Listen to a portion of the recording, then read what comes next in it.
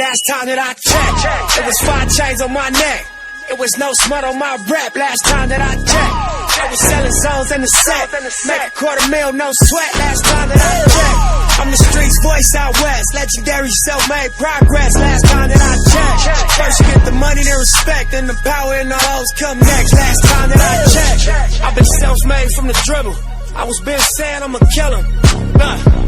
Playing no games with you niggas. Pop clutch. All right, and we're back. Part 2 of episode 10 for you fucks. Yeah, exactly. For all you fuckboys. Anybody out there that's fucking listening still. Part 2. So what's going on, Neeks? Bunch of FBs, man. Yeah. Not much. Yeah, that's what you say. Yeah, I guess we'll get right into it. Big things happen in the world of music man. this week. And this week or two.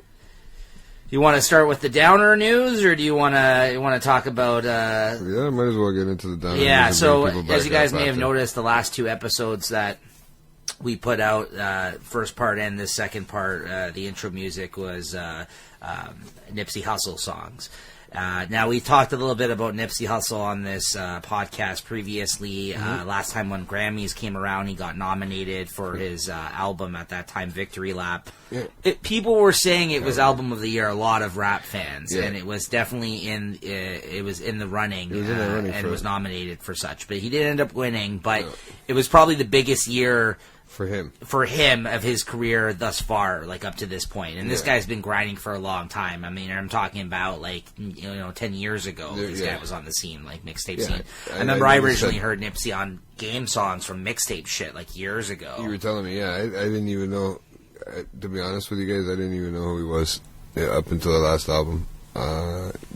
Really, to be completely honest, which is fair because, like I said, he's more of an underground and more. That style, and I wasn't really into the game and that kind of stuff, and then you can hate on me all you want if that's the case, but Nico does once in a while, but I wasn't really into that, so I didn't maybe I heard some songs that he was in clips and I'm sure you maybe heard him on a feature somewhere. I don't doubt it, but West Coast guy, but the shitty news is that this past week he died. He got shot in front of. And this is what I said, man, in the beginning when I said to keep it in the music, man, and not take it personal. The real shame about this is that the way he got killed, though. He got shot in front of his business in his own hood that he opened up to basically put money back into his neighborhood. It was like, I guess, a clothing store, I think it was, that he got shot up in front of, that he had opened up in his neighborhood. And basically, I mean, I'm kind of glad that we recorded this today when we had a chance, because at this point in the storyline, like if we recorded this right after he got shot originally, we wouldn't have known this piece of news, but they've caught the man now that is responsible for killing him. I was going to ask you if they had caught the guy. Yeah, the shooting suspect, he pleaded not guilty to his murder charge. But he's basically someone that was known on the scene. Apparently he was a big hater. He was someone that was known to Nipsey's, like, circle. Like, this is somebody, like, I guess they were aware of. Like, he's, I guess, he was like a street dude, tried to be a rapper, or was a rapper, but didn't really kind of make a big impact. And I guess he kind of was hating on Nipsey, probably a jealous fucking guy, and he ended up killing him in front of his storefront one night, right? And big shame, because, like, I'm not going to sit here and tell you guys, like, that I was the hugest fan of this guy either. Like Jay just mentioned, we did listen to that album since then, and when it was first kind of making the rounds and everyone was saying, wow, what a great album this is, I gave it a listen. I actually really like the album over time from listening, and I like West Coast rappers, so I don't know, what did you think of Victory Lap, Jay? I really liked the album. When we seen that it was nominated, I took a listen, and I really it had a lot of rhythm, had a lot of flow, had a lot of heart to it. You could tell he really put his all into it. Yeah, and that's the thing. I think the guy, at least he flowed so well on that album that it almost seemed effortless. It was really well respected too. Like he didn't walk around with security. He didn't do that kind of stuff. He didn't try to be too fancy and too shiny out there. And this is one of this dude that again was putting money back into his neighborhood where he grew up, and he was like a good person for the to the community and a good and like I said, he's been grinding for a long time. I think his brother found him. Oh, really? Yeah, but apparently his brother found him died. Yeah, his brother found him and made the call. That sucks. Right, so they didn't. By the time the ambulance arrived, they couldn't get him back. Right? Yeah, he was alive on the scene when they did come in to pick him up, but I think he died like on the way to the. They respected a lot of what the ambulance driver was saying. They was quoted and saying that he respected. He knew who he was, and he respected what he was doing. Even one of the cops that was involved, I think, in like the actual report said.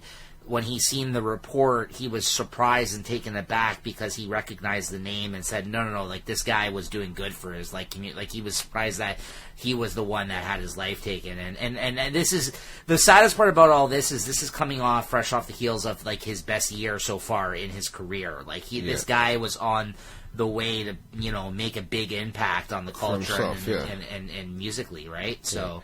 And a lot of people, posting stuff. A lot of people. He's been there with a lot of famous rappers and a lot of collabos. Maybe not so much collabos, but they knew of him. They've been around him.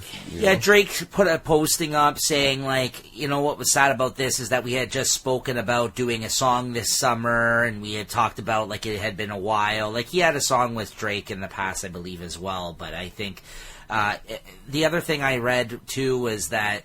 And I had heard about this originally when it happened. He came out with a mixtape called Crenshaw in 2013, and Crenshaw, along with Victory Lap, are actually on the top of iTunes right now this past week as a result of this. And that's the real shame. Like, even me, I'm open to admit that I've been checking out more of his music now in light of what had happened. And that's the worst part about it, is that a lot of the times we need tragedy for people to follow up and actually take a look at these guys' career and maybe some of the good music they're putting out. So I'm at a loss for words. Apparently there was another guy that was an aspiring rapper, too, that was trying to be an aspiring rapper, rapped around about being the king of the game and stuff like that. The dude that shot him. Yeah, the guy in the head. But there was some girl that actually was driving the car to get away, and they don't know who she is, and they're trying to figure that out, right? Yeah. He's being held on $5 million bail. Yes, and the piece of shit's name is Eric Holder, who is a suspect in a fatal shooting of him, and pleaded not guilty this Thursday to 1 charge of murder and 2 counts of attempted murder. Yeah, which is kind of just 29. And it's sad, man, because everybody's so young, dude. You think about it. I didn't think about we weren't thinking about killing people at 29, bro. Maybe metaphor, not like wanting to. You might say something like that, right? But obviously, you don't mean it. But these guys are doing it because of jealousy. A lot of it's because of jealousy. Right. Yeah, I mean, listen, we're not street dudes. I might be kind of talking a little out of school here, but we're out of place. But that's what I get from it. Yeah, I mean, that's seems like jealousy, and I absolutely understand, obviously, because I mean that's the word that's going around right now, anyways, right? That's basically what this is, because it's not like this guy went out of his way, as far as we know, to actually bring harm to this individual who shot him. Like, you know what I mean? Like, no, it wasn't anything to do with that. It was just because you get a little bit cocky and about yourself and who you are, and think you're the best in that area and that neighborhood and that whatever. Yeah. And this is what happens. And some people aren't smart enough to understand that, you know what? Just by doing that, you're going to get caught, buddy. Eventually, you're going to get caught. Yeah. This is not no Biggie and Tupac thing. You know what I mean? This is real life now. I mean, that was real life, yes, unfortunately, but the way they can figure people out and stuff nowadays, there's no point. What's the point, man? Just let it stick to the music. Keep your anger on paper, and that's it, man. Shake each other's hand when you see each other. It's not gonna hurt, right? What's the? He's trying to do good for his community, and this is what happens. That's bullshit. Right, which is part of a much larger conversation. I was actually going to pose to you a question in regards to that. But like I said, I just wanted to quickly say, though, if that Crenshaw mixtape that he came out with, he pulled a move years ago in 2013 when he brought this out that a lot of people had thought he was really fucking smart move on his part is that when he released this mixtape originally, he said, I'm only making this many copies, physical copies of this mixtape, so if you want to support it, I'll charge you $100 for this mixtape. And he sold out of all those fucking mixtapes, man. Wow, like, $100 for a physical mixtape that he released at that time. You could buy it, whatever, the digital, or you can get it that way if you'd like, but if you wanted the physical copy, you had to pay $100 to own that, to basically support his, like, what he was doing at that time. For the community. And Jay-Z bought a bunch of them, and a bunch of other people that were actual fans of his bought a bunch of them, and at the time when he actually did this, it was a model that people thought was very strange, because they never heard about that, because mixtapes are supposed to be for free and to promote you. But he actually turned around and said, listen, if you want a physical copy of this, you need to support me this way by coughing up $100 for it, and he sold out of all of them. It actually was something that people had talked about from that point on, and it kind of was like, and it was a way for him to make money outside of actually being signed to a major label at that time by putting out a mixtape, charging his fans, the hardcore fans that wanted to put money towards his cause and actually propel him at that time, you know, with what he was doing in the industry at that time. So, like, it's just interesting. I think it's an interesting move that no one really kind of had thought of doing at that time. And it was prior, you know what I mean? So, it's something that when I heard the news and read some articles on him that a lot of people brought up, because at the time it was a big deal that he did that, and just to show the support that he had around him. And he's been doing this a long time, man. He's been grinding a long time, this dude, and he's been paying his dues. So it's sad to see him go out at this point in his career with that Victory Lap album being such like a big deal as it was, because that was like his sophomore album, bro. Yeah, and that was like you're bringing him out into the street, and then bang, right away it's nominated, right?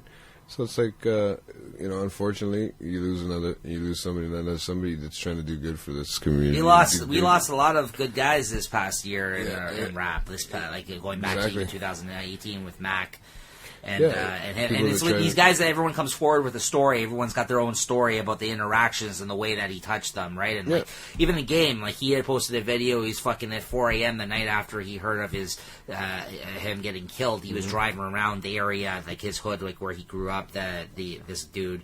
Nipsey Hussle, where he got shot. At 4 a.m. he had posted a video. His guy's fucking fuming, pissed, like crying basically in the car, like just. Yeah, what's he gonna do? Is he gonna react? That's the thing. Like, then what's he gonna do? What's he gonna prove by doing that? You know what I mean? People got stabbed and hurt at his memorial days after. Wow, there was violence around. And that's probably what helped to find. That's probably what helped find the killer, and that's what probably eventually brought everything together. Yeah, because this guy is probably running his mouth, showing off about it in the streets, Obviously, right? He's gonna make a comment somewhere. He's gonna say it to the wrong person, and all of a sudden, bang. His crew was aware.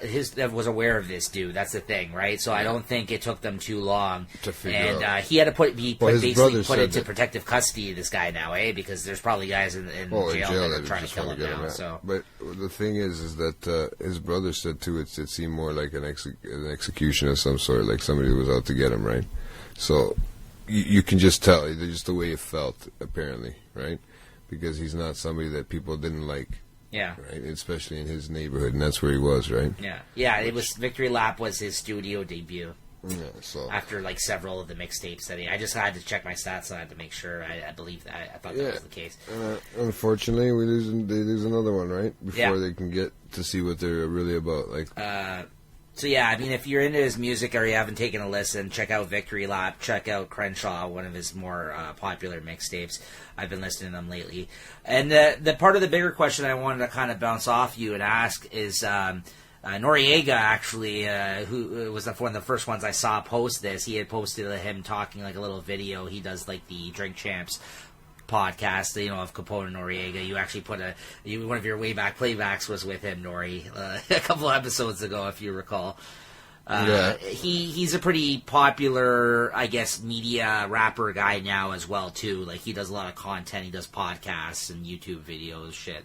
He posted something the other day that I kind of came across in light of all this news, and he said he was really upset about the Nipsey thing too. But he kind of said like, how could they do, like the hood, like people do him dirty like that? Like how could somebody take retaliation out on him as a result of him actually doing such a good thing, like believing in his neighborhood having a business there, putting money back into it, only to get shot in front of the same business in his neighborhood, which, you know what I mean? It's like one of those things where they say, like, you love the hood doesn't love you back type shit. So, like... It's kind of crazy, when you think about it?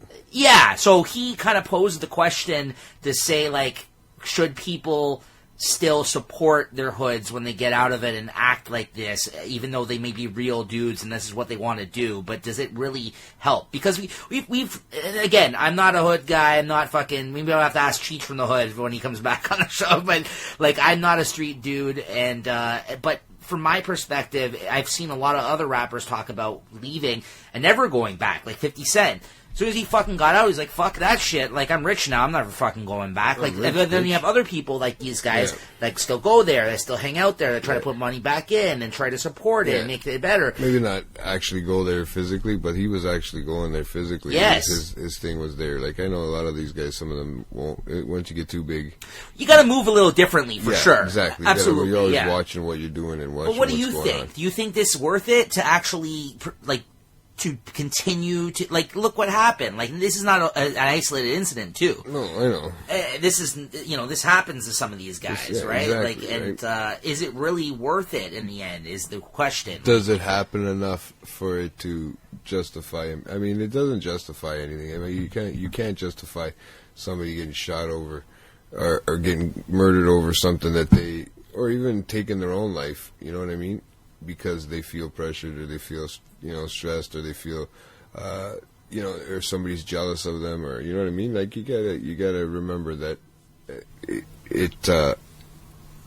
is just the way, the nature of people, human beings, right? I mean, it's not really so much gonna happen, and I hope not keep happening in the music industry, right? But, I mean, to be honest with you, I think that people should just sit back, relax, maybe take it in as a learning lesson, because this is getting a little bit ridiculous, right? Just enjoy the music. I mean, there's a lot of good music you can make, and not be jealous. Like, you don't have to be jealous. You can appear on a song. Apparently he called and he asked to be. He said he needed to be on a track of his, and I guess Nipsey couldn't do it or something like that, and maybe he didn't want it. Who knows, right? Yeah. But I was reading a little bit about an article. The dude that shot him. Yeah. Okay. The dude that shot him asked him that he needed. It was on an Instagram post or something. It was on something about an Instagram thing, right? I had seen it in the beginning, but I don't know how true that is, but that's what I was reading a couple days ago, right? But let's say you came from, like, you grew up in some shitty areas, but, like, let's say you became rich and famous and you were able to leave the situation that you were in. Would you be one to run back right away to fucking help out your community, or I actually guess it all depends how famous you get, really. To be honest with you, if you get too famous where you can't come back, when it gets to a point where, you're causing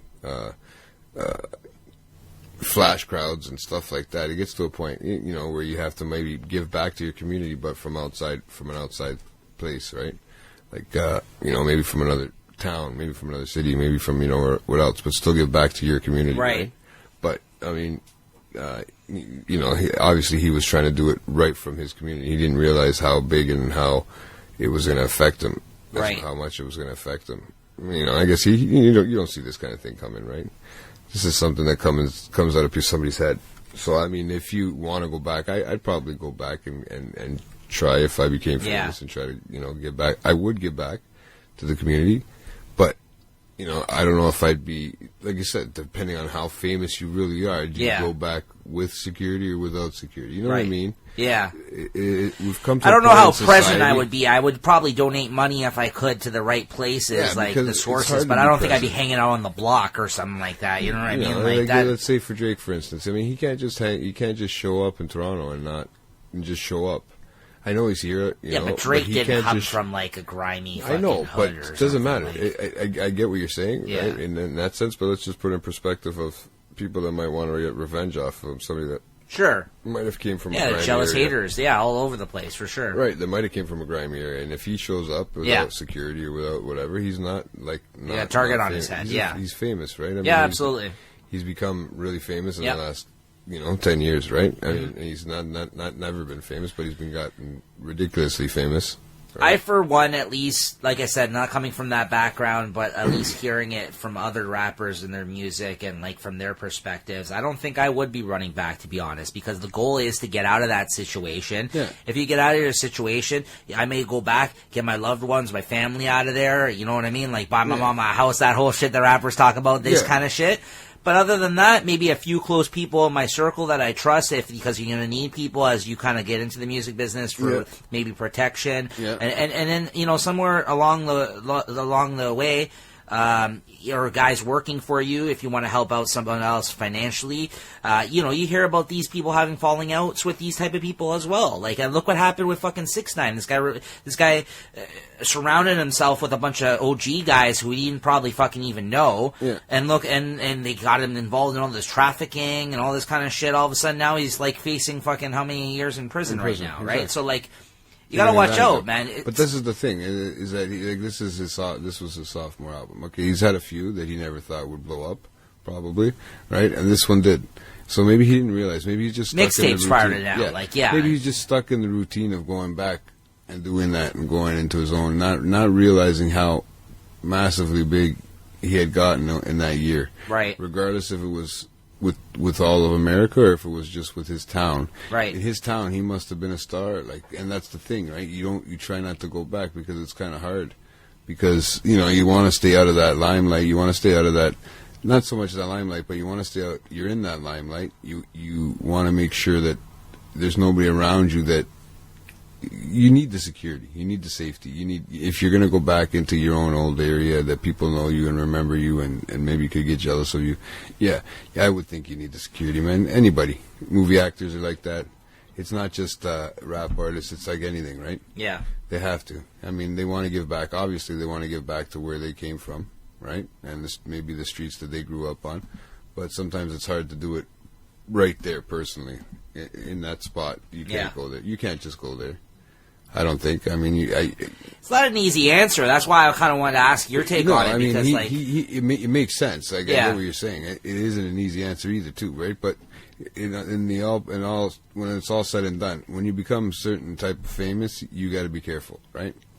Oh yeah, because of course, always gonna be people that are going to be. I don't upset. think anybody's saying. Like, no one's afraid to say that. Like, everyone's, like, openly admitting that you got to move differently, you got to act differently. You can't just fucking go and do the same shit you always used to do the same way. But I think it's some people are definitely got one foot in the streets still in the industry, like, especially, like you said, at this earlier parts of their career. But as shit goes on and your fucking empire or whatever grows. Well, you cut those people off, right? And then they start to get jealous and they start to get spiteful. See, look, it doesn't necessarily mean it's not necessarily meaning about rap wars. Look at with the Ariana Grande, the concert they're having here in Toronto now. You know what they have to do? Everything's got to be in a clear plastic bag. Yeah. Right, that you're bringing. Yeah. It has to be in a clear. Everything has to be visible. Like the security is so hyped up and so like top notch for that. And you know, once you set the precedence once, it's going to be like that every concert you go to. Yeah. Okay. It doesn't matter where it's going to be. As long as the place is sold out, it's going to be like that. I mean, our world's becoming a fucked up place. People are getting greedy. People are getting not even greedy. People are getting needy. They need it. They have to survive. They're trying to survive. You know what I mean? People are just, and they don't think straight. You know, you see it. You could probably get some stories from Cheech there, and he'd tell you the same thing, right? People just do things just because they can. I've watched him do things that. I mean, I didn't think I would do. I didn't think he would have done. But now he's doing it just to survive. Right. You know, instead of getting a job. Hopefully he doesn't listen to that part. Anyways. But yeah, no, I got into a little bit of the deep there. But no, I mean, that's the truth, but it sucks because you losing, you know, you don't want to hear about more all summer. To Nipsey Hussle, an emerging talent that, you know, unfortunately was taken from us too quick. Yeah, exactly. So we'll have to see where it goes from there. So yeah, I mean, me personally, I'm going to start listening to a little bit more of his music now and learn to appreciate it a bit more because I obviously didn't take the time to do so when he was alive. So, so moving Speaking on. Speaking of rap beefs, it seems like there's going to be quite a bit this summer. We'll have to see, and hopefully it sticks to the paper and pen. Maybe some podcast beefs, too, with the way that things are stirring up so far. I'm hoping, right? I'm hoping. Let's see if we can get that going, too. I'd love to see that go. Same. I want to see you get you going with everybody. And Nelson's Cheech is trying to get everybody going with his little rants there. So I'm sure if we know the type of people that we've brought on this show so far that are willing to jump on, also like to mix it up and get into it. So, exactly. I'm game, bro. I'm game to document all this. It should be fun, exactly. So, yeah, but you're right. Like, summer is this has been at least the end of 2018, leading into 2019. We've talked about it and documented it quite a bit on this podcast. It's like the year of beef. Beefs are back. Beef tracks. I'm loving it because for me that's like the type of rap music I love the most. Yeah, like it's fun to listen to. I think it's good because it's a good show of competitiveness. Like, and a good way of showing off your talents. Yeah, and it's expressing everything, right? Like, exactly, expressing it on a piece of paper instead of in a song, instead of as long as they keep it to the music, like you said. Yeah, that's a big part, right? But want to get into it? Trunk Music 3. I'll give the floor to you. So Yellow Wolf. Yeah, we had teased it the last episode with Yellow Wolf dropping the Bloody Sunday freestyle, which I guess was just to hype up the Trunk Music 3 album that just dropped.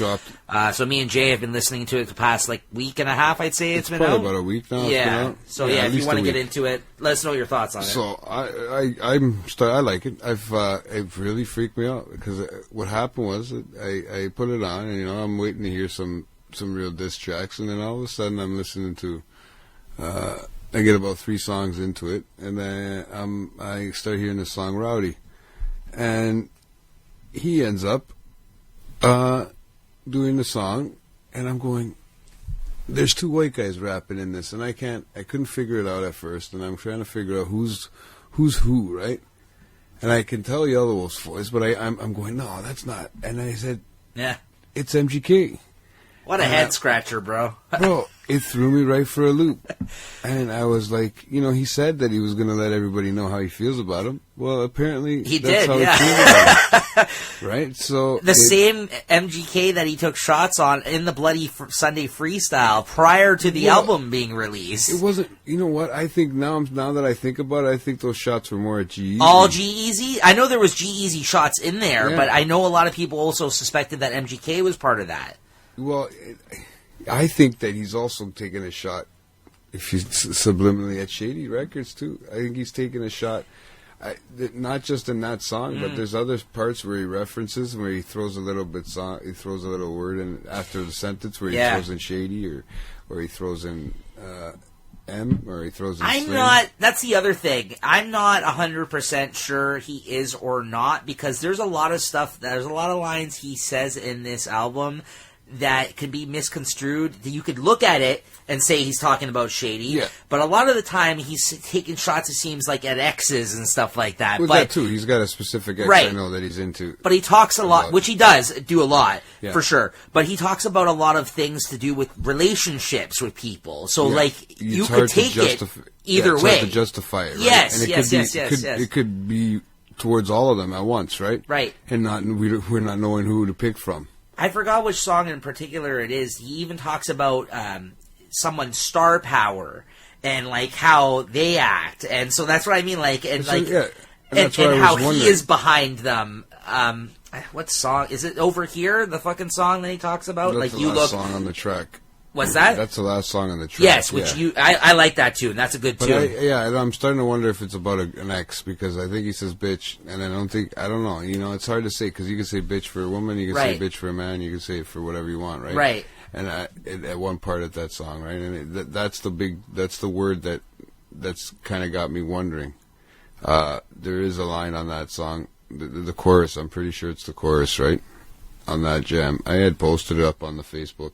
Yeah, if you guys hear, you want to play a little snippet for everyone here. So this is Over Here, which is actually probably one of my the songs I like most on this album so far. Don't wanna be the supermodel for the clothes you wear. Don't pull the seat up 'cause you see me in my folding chair. Congratulations, hope your mama's proud of what you've done, but she may be the only one, 'cause from over here, you just a bitch. From over here, a liar, a thief, man. From over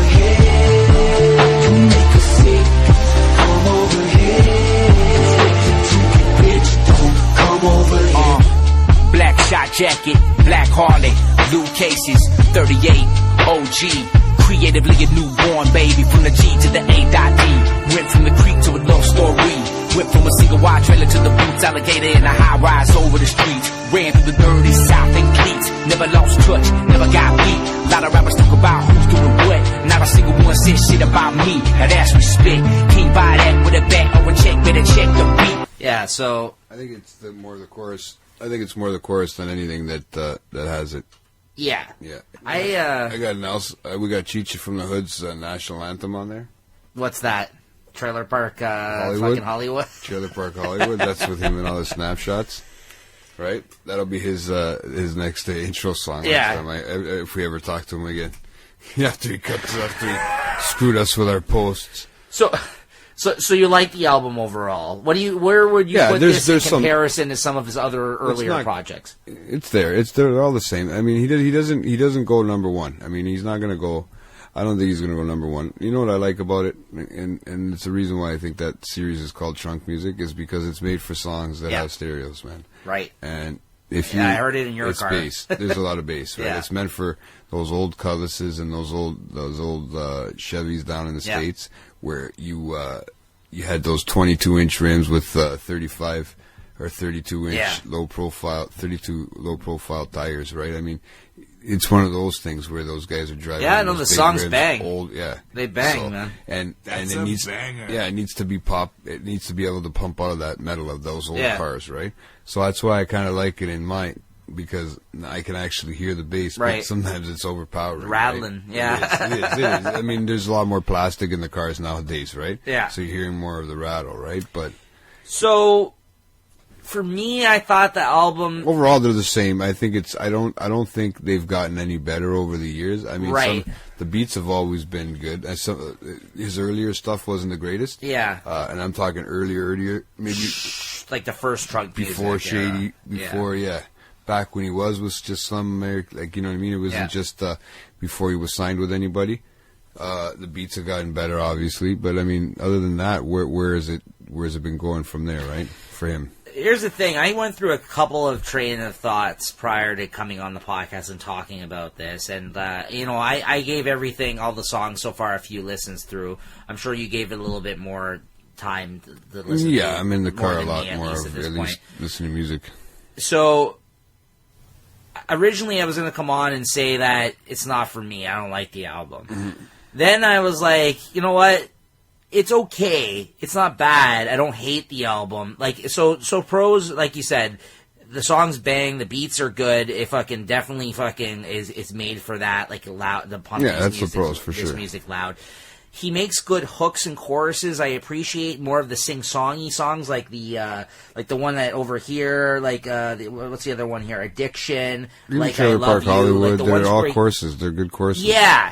I like when he actually kind of does like a more melodic, kind of sing-songy kind of chorus, and that's the thing that I kind of went back and forth on. I don't like the songs like they're more of like I would have rather heard more Bloody Sunday freestyle type approach type songs on here. But the ones that were more radio play, like the Rowdy song, I don't care about that. Like MGK, like it's not a great song. Like the content he's kind of spits about as a rapper when he's just rapping, unless it was kind of territorial with the Bloody Sunday freestyle. Yeah. I ain't trying to hear that. Like, I really don't care what he has to say when it comes to that kind of stuff. And I think the rappers... The content isn't there when he raps about shit like that. Yeah, and I think the rappers that he had on there with him, I think they did a lot better of a job than he did, to be honest with you. Yeah. To be honest with you. They outshined him almost. Yeah. And I found that too, right? Unfortunately. Which shouldn't be happening on your album. No, but it does with him, and I've noticed that with him. Yeah. It does do that with him, and... It's just the way it is, right? I mean, that's just the type of guy he is, right? So that's how I kind of went back and forth. But if you go and you listen to Hotel, something like that. Well, I liked Hotel a lot. Yeah, and those are good beats and good choruses, right? That was an EP. There was only 4 or 5 songs. It was a well-rounded little project. I really liked Hotel. Yeah, and you could tell that he actually took his time and actually even came up with the good verses too, right? Good hooks. This, I want to say, though, over time, I don't think he's really grown as an artist. Like, this album, like, if this is his last shady effort, like, last thing he puts out with them. Yeah. I'd like to see what he's going to pull off next. Right. But then when I listen to it a little bit more, I'm like, you know what? There is a song about like how he first got into drugs on here. There is a song about his childhood on here. There is a song, like there was content to be found, and those are the kind of the songs I was more leaning towards. But melodically, it wasn't put into the right place. Yeah, and lyrically on some of them, like it just wasn't there for me. No. Like it was missing something. Like the even content was there. Yeah, even some of the rhymes were just kind of corny. It's not working for me as a whole. I was finding a few of the rhymes corny. Yeah. Which was kind of... You don't want to hear that on an album, right? No, you want to make sure that you want, especially if you're going to put it out as an album and you're going to promote it and you're going to go nuts about it, especially dropping something that big, and then you throw it on your last Shady record, you throw an MGK song on there, and, right? And it's then, weird. I don't know if the Shady still make money off all that shit. Then he's got to make money off of that, right? He's got to be making. And you don't make much money off Yellow Wolf, anyways, right? Yeah. But it almost felt like you said too, even with that, some of his content, it sounded like he was kind of saying that you didn't do anything for me. Really, he's kind of blaming it like everybody else basically was saying that he didn't do anything. Like you say that Joe Budden always says that Eminem didn't help him out, and you know, in that sense they were different, right? And it didn't help the group. They just didn't see eye to eye in a lot of things, right? It wasn't really helping anybody out. If you recall, Yellow Wolf accompanied Slaughterhouse on a lot of those Shady cut songs on the Shady album. Remember when they brought that out with the hockey mask, that album at that time? Yeah. It was the Shady record label album that they brought out, and he actually had some of the better songs on that CD, the Yellow Wolf. Yellow Wolf did at that time. And he also was on a song with Eminem and Slaughterhouse, Everybody But Joe Budden, on that CD, which was quite good. Like, he brought it. Like, that's what I mean. I'd rather hear him on, like, those posse cuts and like, the freestyles and that kind of shit. Like, I like him when he raps like that. Yeah. And I like some of his more deeper songs, but just for whatever reason, even though he tried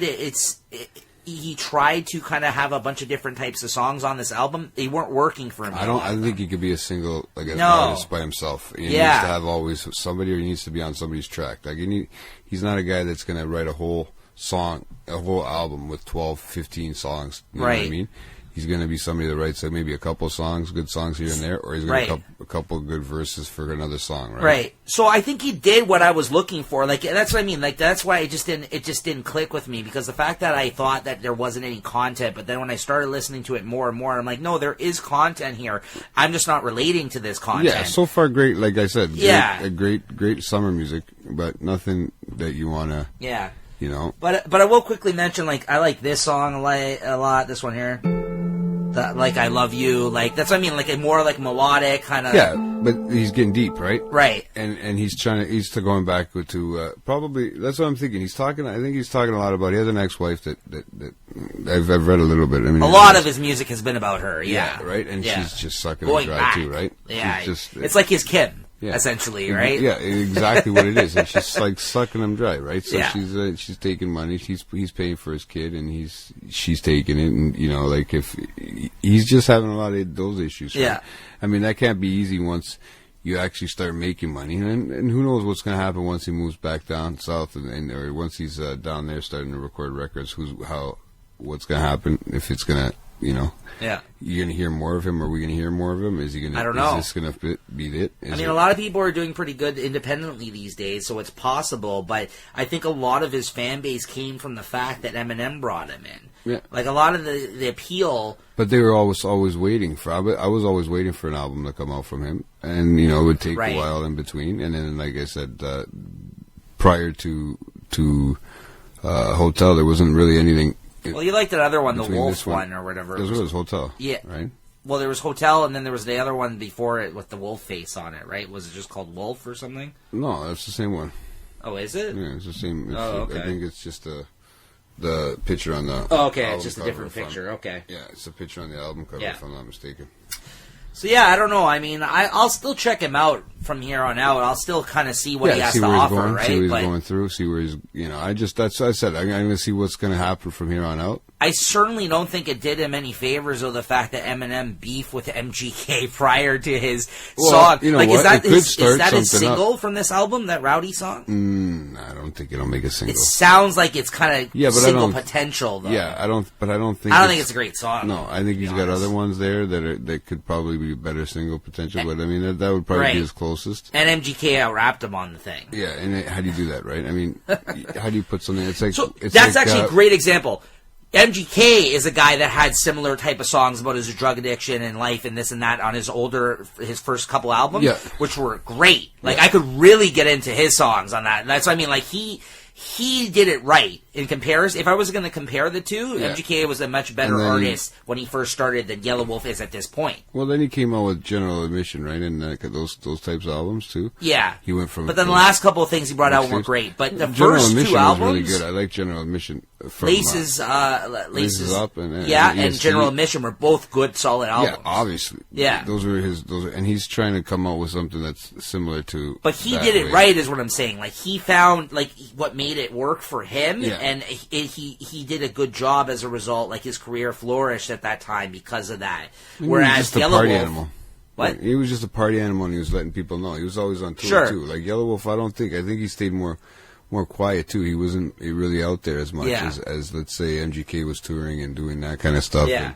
And that's what you got to do. If you want to make fan base, you want to do that, you got to tour, man. You got to go, you got to take buses, you got to drive, remember? I mean, like this one was good, too. Addiction, I liked this.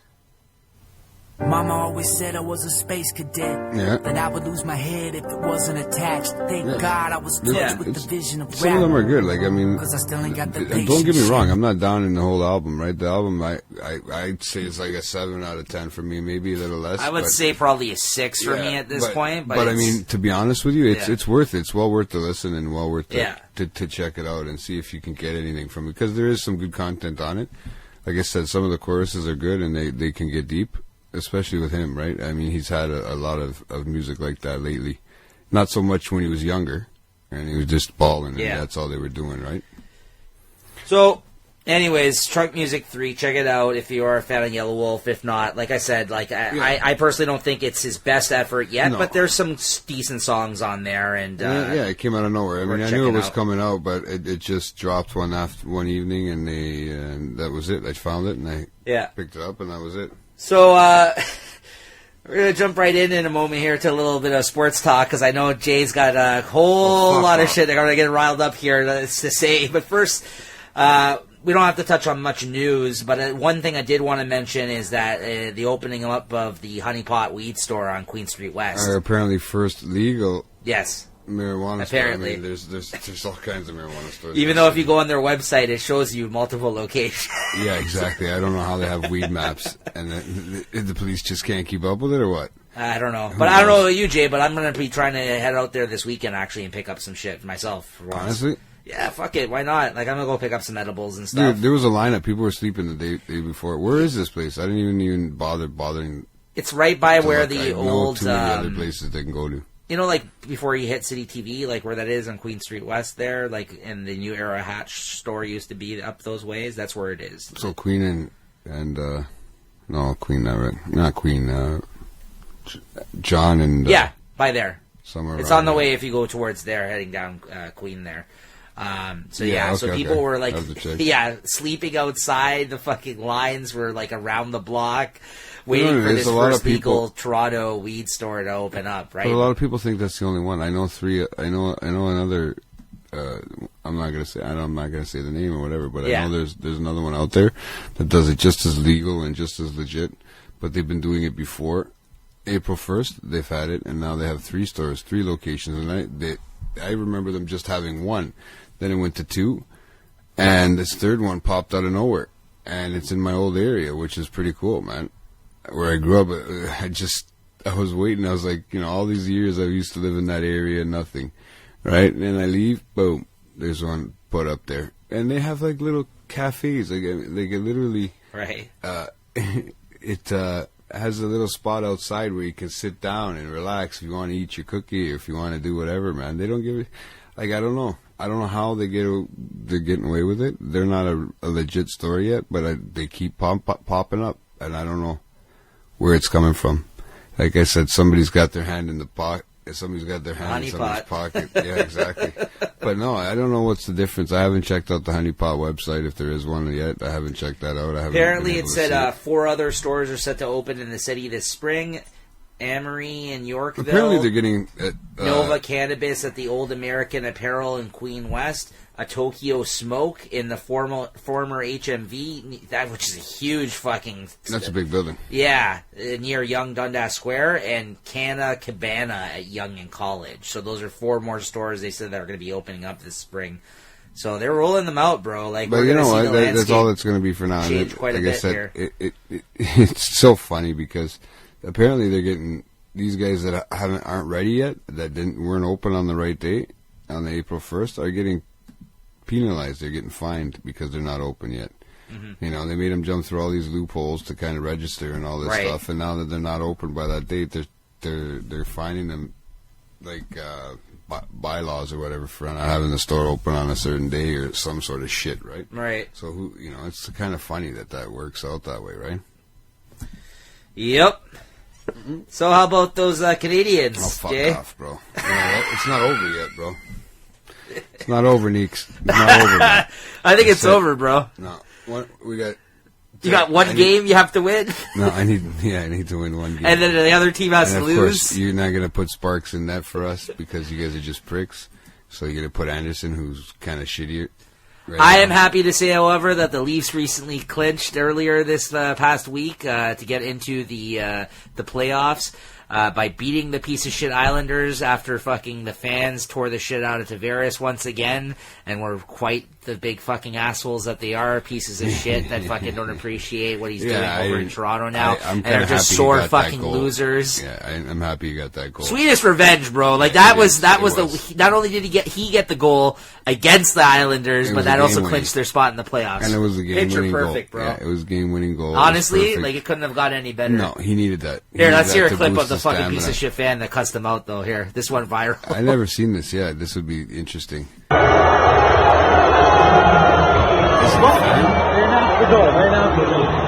come on, you're a traitor, a liar, a snake, a fake. You should have told us. We would have got bitch for you, you phony fake. You suck, you always suck, Tavares. You'll always be a loser. Always. I love you. Always, and you know what I'm saying. You should have told us. You snake, phony fake. I used to love you. He's crying, bro. You see his face? He's got a Tavares jersey. So his jersey, he was wearing it. What does it say on the back? Fraud? He doctored it. Like he put fraud on the back, and he basically took his jersey and put a bunch of shit all over it just to like fucking mock him even more so, right? But look at the loser. Man. He's still wearing that fucking jersey. Who's the loser now, bro? Fuck you. That was piece of shit Islanders. You know what? He deserved it. You know what? Honestly, he's fucking you losers. You losers. Straight off, bro. Yeah, so explain to us and the listeners, if they aren't aware. By the time this episode gets released, they could be very well out. Or they could be very well in. One or the other, right? You see Jay, here's your chance right now to... No, you should fuck off, okay? You big cocksucker. Jay, let me know. I don't know. I don't follow hockey. I'm feeling like a Leaf fan right now, man. I'm cheering for a team. But you know what? My team was supposed to be in last place, so I'm happy they were even You don't seem too happy. Well, dude, this is the last game of the season, okay? These are the last 2 games of the season it comes down to now, right? They just lost today against Washington, unfortunately. Bullshit, but fuck. You losers. What are you going to do, man? It happens, man. Yo, you're losers. No, we're not, okay? Listen, and now we got to play you guys on Saturday for the last game of the season. Yeah. Now, Columbus has to play tomorrow and Saturday. Now, they have to lose one of those games. So who's ahead of them right now, Columbus? No, we have the same amount of points, yeah, but... The problem is they have more overtime win. That extra point. That extra fucking point. Yeah, man. They have just enough to get them in there. So it depends on how Columbus does. Columbus is playing tomorrow and Saturday. And if they win, they're done. Because Carolina just clinched today. So if Columbus wins, they won, right? Montreal's done. Basically, yeah. Fuck.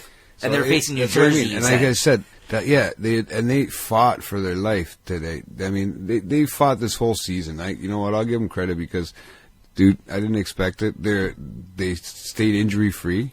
Okay, Right. They went all year grinding in the corners, doing what they had losers. to do. Yeah, doing what they had to do. Yeah. So now, it's just a matter of it sucks that this is heavy pressure, man. It's not an easy time right now, right? If they can get that. I'm sorry for you. Although we're in. You can't say sorry, but you know what? This might change the views on the hockey pool for you. Although guys. we have to face Boston again, so that fucking sucks. Well, it's okay because that's the team you pick, right? In the hockey Usually, pool. Yeah, so you're good to go. I don't think I'm going to pick them this year, though, bro. I think this is the year. This is the year. I'm feeling a lot of people are going to go. This is the best part because everybody used to make fun how I picked with my heart. I used to pick the Montreal players, but you know what? You've gotten smarter these last couple of years. My hockey pool this year, my hockey pool was five. I made it to 5th place. I lost by 1 fucking point in the hockey pool that I was playing in the season to get into the 1st, 2nd, 3rd. Yeah. Position 1st, 2nd, 3rd, 4th. Right, dude. I had 5 Montreal Canadiens all year. Okay, and I had 2 Leafs players. Yeah. And then the rest were just fill-ins, right? I watched all kinds of statistics all year, right? Yeah. Everything from goals and assists to penalty minutes to plus minus to everything, right? To hits and blocks, to goalie saves percentages, all this crap. You got to watch all of that, so you got to pick your players accordingly, right? It's hard. When you pick just for goals and assists and goalie wins, it's not easy. It seems easy, but there's only a few people, and once those guys are gone, there's nobody else. Yeah. And you got to hope those guys. You can be out after the first round. Exactly. Easily, you got to hope they do something in the first round because otherwise you're screwed. Well, I wasn't great at doing anything with the hockey pool, it's but difficult. You know what? I've been focused I've played for the last 4 years. I've had it for the last 4 years now. I've been playing the real way on the Yahoo, and to be honest with you, you learn so much more about the teams. You learn so much more about the players, so much more about what they can do, how they perform, and where they are on the ice, how much ice time. You pay attention to so much more stuff. My buddies, the ones that I beat this year, I haven't been paying that much attention. Bullshit. They just use that as an excuse, right? Everybody. It takes 2 seconds when you're on the ticket. Yeah, we've all heard that before. When you're taking a shit, it takes 2 seconds. You go on your app and you fix your things for the day. Yeah, exactly. You could set your whole week, really. Yeah. Right? You could set your whole season, to be honest with you. Well, for your whole actual week, actually, because you guys drop and trade players in that pool of yours too, don't you? Nice. So 3, if they get injured reserve, you can put them on injured reserve, right? So and we get a keeper every year. That's a proper way of playing. I got lucky there. this year. You know how lucky I got because last year my buddy Gus he picked my keeper because I didn't know what I was going to do. I didn't know who I was going to pick because of the not that I didn't know. I didn't get the email when they had to pick it by, right? Yeah. So I had Carlson last year from Vegas Knights who had that blowout year. Right. Right? And I had Tavares. And those were the 2 that I had up in my head. Yeah. I was debating on which 2 I was going to take. And then he put Tavares for me. I was about to say, you're lucky you didn't fucking get stuck with Carlson this year. So you didn't have a good year like last year. Yeah, the first thing I did was I picked Marner. Yeah. Because I know they're on the same line. Yeah. Those 2 guys there got me to 5th place themselves. Well, good for you. That's a good year, man. Right? Probably one of your better years for sure. No, it was great. But like I said, I'm hoping for the best in this next 2 games, man. But whatever, bro. Well, best of luck to you. If not, let's say hockey pool's on. That I'm gonna take it this year. Fuck you guys. All right, we'll see. Well, you heard it, everyone. We are gonna be me and Jay are doing our yearly playoff pool next week. And by the time we record our next episode, we'll be back to report to you guys how we did. We should discuss our team. We'll talk about the team that we picked. We'll read our list. Yeah, we'll talk about how it went. So that'll be good. This is playoff hockey time, guys. This is the best competitive sport you can watch all year is this time, man. Hockey, even me, I don't watch too many games throughout the year, but when it comes to playoff hockey, I'm usually watching like all the games. Like this is the best. It is. The best competitive sport in honestly in all of sports is playoff hockey. Like even people that don't watch hockey, I tell them you should watch playoff hockey, bro. If Montreal's not in, I'll watch these. But you know, I'm going for Winnipeg. Fuck it. That's a Canadian team. Why not? Right? You know what? This is I think the most Canadian teams we've had so far this year, man. I can get behind that. Sure. Who else is in? Is Vancouver making it? I don't think so. No, I think it's only Winnipeg and Toronto. Winnipeg and Toronto, Calgary. Yeah. And hopefully Montreal. Yeah. That'd be nice. Have 4 teams. Yeah. Spread right across the board. Yeah. All right. But yeah, I wanted to bring something else up after the hockey news. Sure. you were mentioning to me something about the other day about that Harvey Weinstein, and you were gonna talk about him, and I have. And how they're protesting in the States at Harvard at a school. Well, you're the one who told me about it, really. Yeah, not... Actually, yeah, I did tell you about it. Yeah, you're the one who told me about that. Now, what's your opinion on that? So let me just... Because I'm only You only going... got a little bit of it, Yeah, right? I'm only going based off what you told me. So basically you're saying that the lawyers, if I have it right, the lawyers that are choosing to represent Harvey Weinstein... One of the lawyers, is a teacher. Is basically, with today's... maybe the Me Too movement people or like today's youth or whatever are basically looking down on him for agreeing to represent Harvey Weinstein. Do I have that correct? Yeah. Like he's being criticized for choosing to defend somebody in court? Yeah. And he's getting paid for it. He's doing his job. That's his job. That's ludicrous. That's the his whole job, fucking country right? is built on fucking the judicial law, system. right? Like Exactly. the fact that, sure, it's a joke at times, but the fact that they're actually frowning upon somebody's day in court, everybody deserves representation no matter what. And you know what? If they think it's such an open and shut case, it's an even harder case for him to actually defend him. Like, you know what I mean? Like, he's not doing anybody any favor. Like, sure, it's a big payday for him probably and a big exposure. Yeah. So why not fucking take on the case? Whether or not you think he's a scumbag, listen, that's your job. That's your lawyer. You don't even know if he's going to win. Right? He's fucking he's just getting paid to do it. That they're saying that. And this goes back to like stuff like, okay, not even with the Me Too, but even like Giuliani being the lawyer for Trump. Right. You know, people criticize that too. Like, whatever. That whole relationship, really, yeah. You're doing a job. The relationship is a little iffy. Yeah, yes, exactly. That's what I mean, yeah. But this here has no relationship whatsoever with Harvey Weinstein whatsoever. Right. These are Harvard graduates. My dad, it's like my old man was saying to me, they're Harvard graduates. They have an education. They know that they're lawyers. They know that this is what their job is going to be entitled to do. They're going to be criticized one day too. Yeah. Now, to sit there and protest, I don't know if that's just a way to get out of school, get out of whatever, but to sit there and protest and say that you're going to be, you're defending somebody like him is wrong. Because you know what? Everybody is entitled to their day in court, right? Yeah. Regardless if you're guilty or you're not guilty. He's Absolutely. I don't believe what the teacher's doing is wrong. He's not using it as a school thing. He's not using it he's taking it as a job. Yeah, neither do I. I mean, I don't think it's wrong either. Whether or not he believes in it, that's not him. Yeah, I don't know how people are thinking that's sort of a wrong thing to do, but it's sort of like everybody has a right. It's constitutional. We all have our rights. Absolutely. Right? Even there was a lady here. Unfortunately, I think Oshawa or something, she killed a lady drunk driving back in 2014. Yeah. She got the charges dropped because the police were doing the wrong job and they were prying. Well, here's the thing. Are they afraid that he's going to win the case for him? Is that the concern? Or is it more so just the fact that he's representing him? Yeah. That's ridiculous. Because it's ridiculous. No, I don't think it's a whole matter of I'm going to win the case for you. Yeah, okay. Most good lawyers that are going to represent a rich person are going to come from Harvard. No, that's anyways. fucked then. That whole thing. If that's the case, that's ridiculous. You know, he can afford whoever he needed right now. As much as I hate to say it, whether or not he's a scumbag, whether or not he deserves good representation, that's not the point. We all have rights. Yes, exactly. Yeah, right? No, regardless, and that's just the way it is. Whether or not he's going to sit there on the stand and actually believe in his client or not, he is being hired for a job to represent this person, and that is the profession you chose. Yeah. So you have every fucking right and responsibility to do that job. I'm sorry. No. You don't fucking get to pick and choose sometimes. You do have that right and that choice. You do. But we all have a right to legal representation, right? Exactly. It doesn't matter who you are. It doesn't matter if you've killed somebody. It doesn't matter. It's like one of the guys from the OJ that helped out OJ is defending. Defending that guy that's on Nipsey Hussle that killed Nipsey Hussle.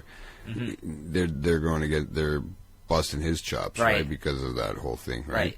But you know what? He's just doing his fucking job. Like everybody if it's not going to be that fucking guy, everything. It's going to be somebody else. That's the thing. Everybody wants to protest everything. When the fuck is it going to stop? Stop your fucking hanging. here. You know what? I get it. I understand. Yeah. Yes, but there's a way to do it, and then there's a way not to do it. Like, lawyers are scumbags anyways. Just going nuts when it comes to protesting things. I was going to say prostituting, but when they come to protesting things, they honestly are just getting too out of control. Yeah. You know, I know everybody's entitled to their rights. Yeah, everyone has a voice now, but you know like what? some They're things... gonna have to start putting it in the specific areas. Shut Yeah. them. You know, instead of closing down whole streets and school. I get it. Yeah.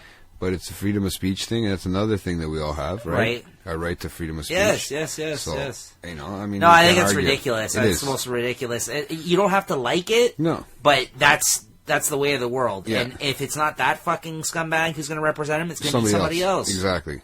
So why not take the money? Fuck it. I'd do it. If I had Listen, the money... that's a big payday and big exposure for somebody. Exactly. And that could make him break... He never has to be a teacher again. Everyone hated how OJ got off because he clearly murdered that fucking chick. But, you know... The shit didn't work. The glove didn't fit. And there lies the problem with the actual judicial system. Not... I think it's more of the whole policing, too. Like, you got to make sure everything's got to be right. But that's the thing. I think it's more of a fear that he's going to get represented, that he's going to get off. I think that's really what the... you're right. Maybe because the protest is just for somebody defending him to begin with. But the fact of the matter is, there is always the chance that he will walk away from this. I don't think so.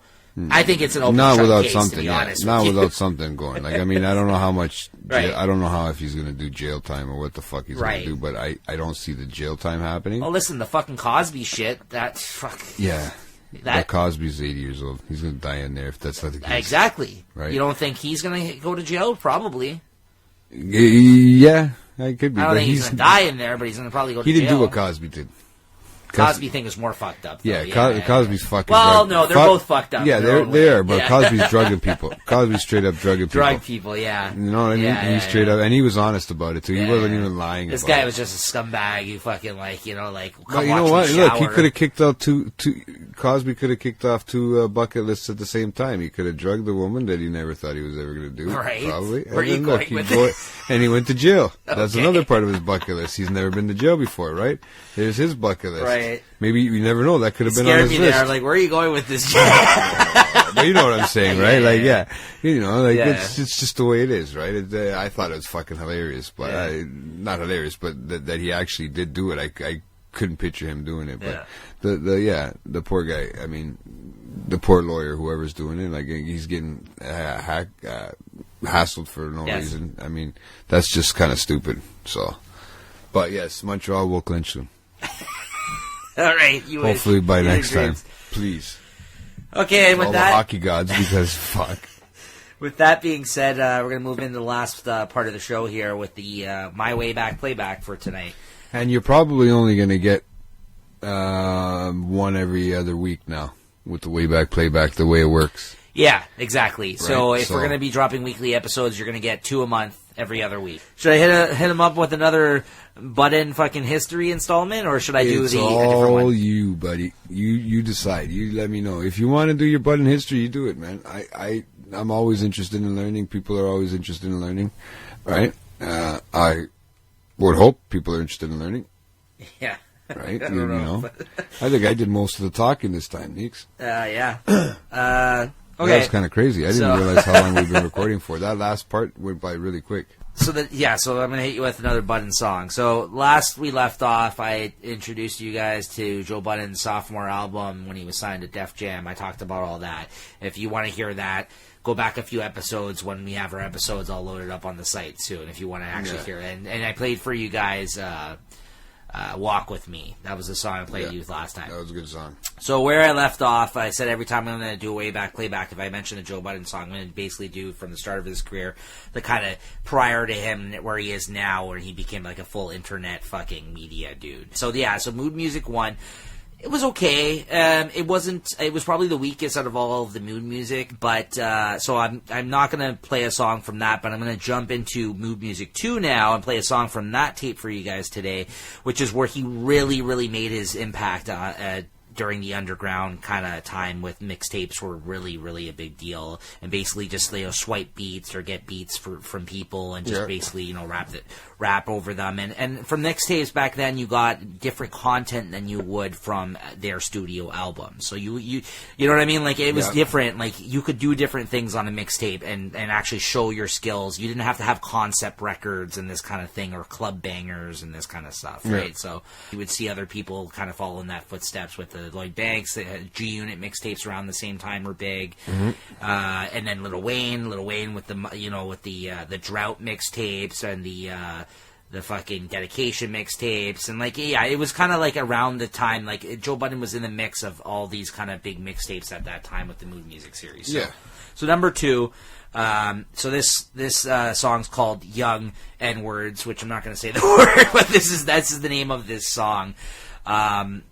I kind of went back and forth between a different couple of songs on this tape because this was a really well-rounded mixtape, Mood Music, and it kind of brought you to kind of the Joe Budden that people would get to know from here on out. This tape was basically, the point of the Mood Music's one was basically to touch on things in his life, more deeper tracks, stuff about him and about like his outlook on stuff and about his life, and some depressing topics and about relationships and about like and things like this, things that other rappers were afraid to rap about at this time.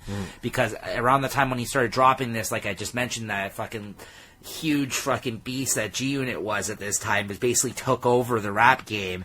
And it was all street music at that time. Like, more thug shit was coming out at that time. So when they kind of came out, this was at the whole other different end of the spectrum when he started coming out with the Mood Music's tapes. So yeah, so for me to kind of discover this years later and go back and actually listen to this, it kind of opened up my eyes to like a whole type of new genre of rap and kind of subject matter that we kind of hadn't heard other than from people like Eminem, where a lot of us were relating to it because we were younger white kids at that time too, and kind of trying to be into the culture and into rap and this kind of stuff. And he talks about all that as well in his older music. But like, for me, that's why listening to him, coming from a perspective of being on the street and being a drug addict and this kind of thing, not the guy who was selling the drugs, but the guy who was doing them, I thought made Joe Budden really unique at that time. So anyway, so this is, without further ado, here's the song for you guys, and it's from Mood Music 2.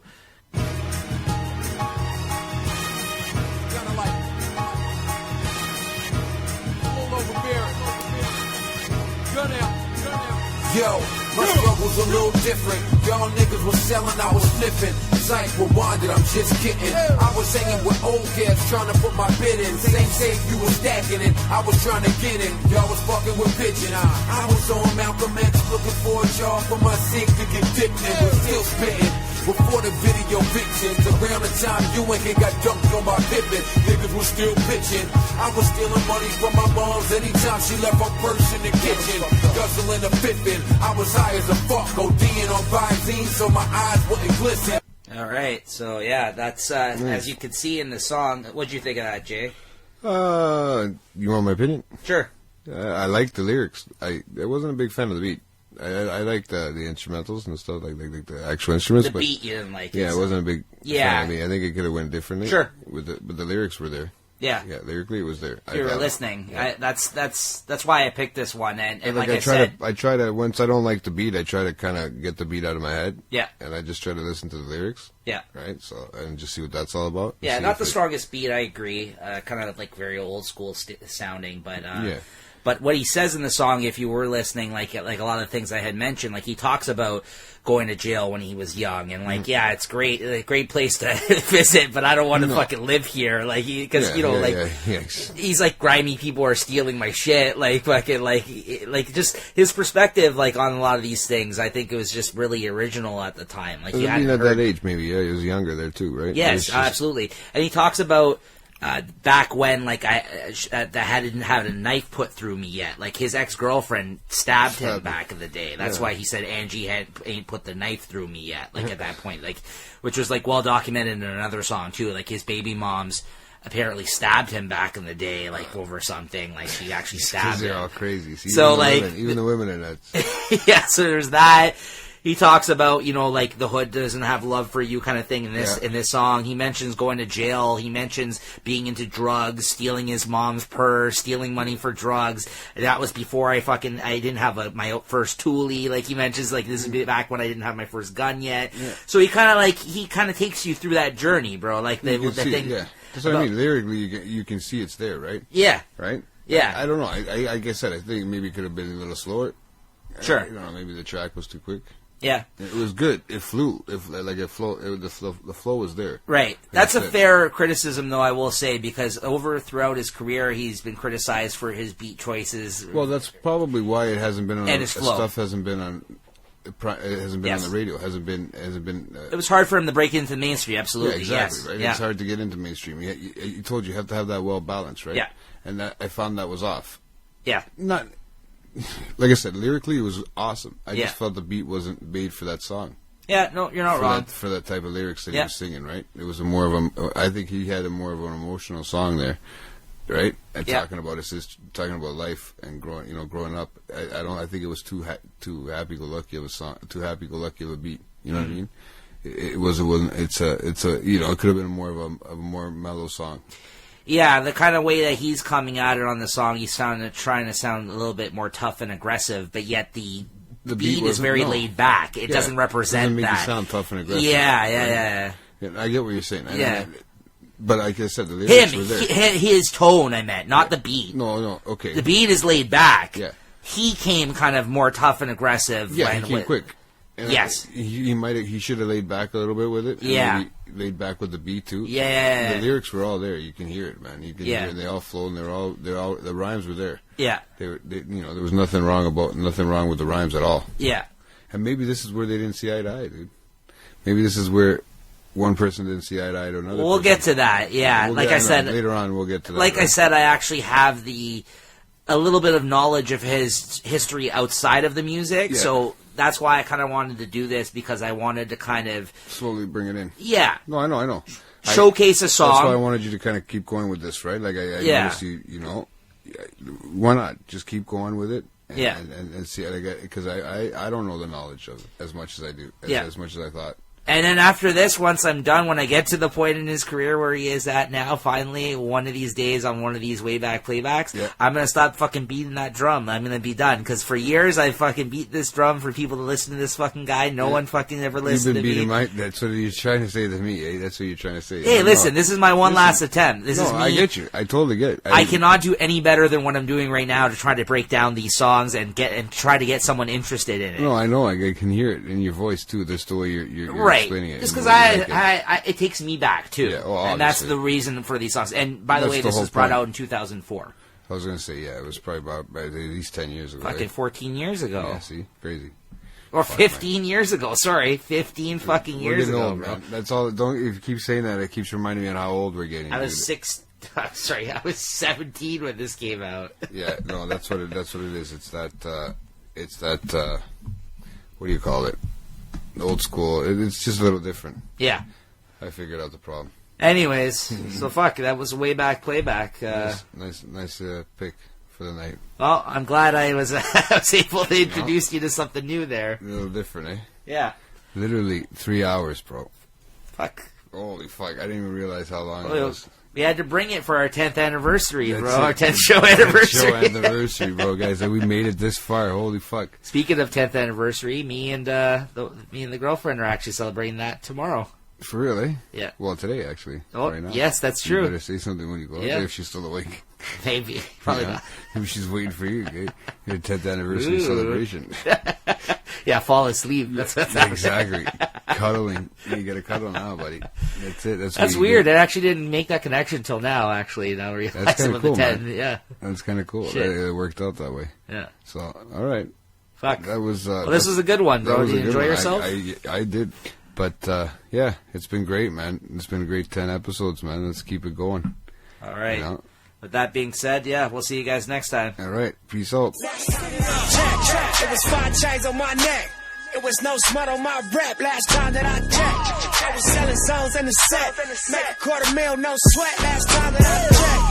I'm the streets voice out west. Legendary self-made progress last time that I checked. First you get the money, then respect, then the power and the hoes come next. Last time that I checked. Through fly check, no cosign. I ain't need radio to do mine. I done fine and I take my time and take my tribe every level that I crossed in this game like